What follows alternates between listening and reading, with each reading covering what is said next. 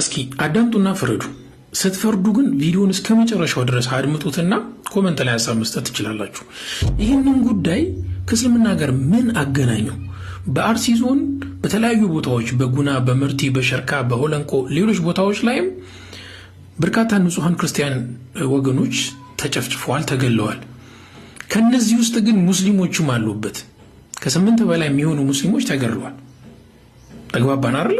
ይህንን ጉዳይ ግን በሞት ወገኖቹ ላይ ስለ ንጹሐን ዜጎች እንኳን መብት ሳትጠይቅ እንደነዚህ አይነት አጋጣሚ ተጠቅመ እስልምና ላይ መተህ ልትደነፋ ስትሞክር ግን ዝም ብዬ አላይም።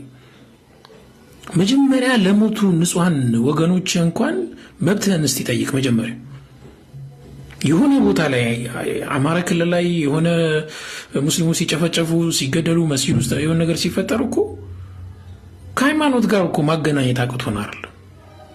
ሰላም ስለምንፈልግ ነው። መከባበር፣ መቻቻል፣ አብሮ መኖር ስለፈለግን ነው። ባገኘው አጋጣሚ መተህ ግን እስልምና ላይ ልትደነፋ አትችልም።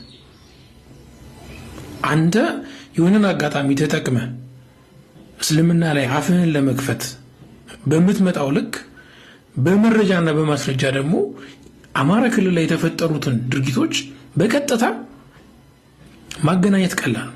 ነገር ግን ሰላም ይቀድማል። በሞቱ ወገኖቹ ላይ ቁማር አትጫወት።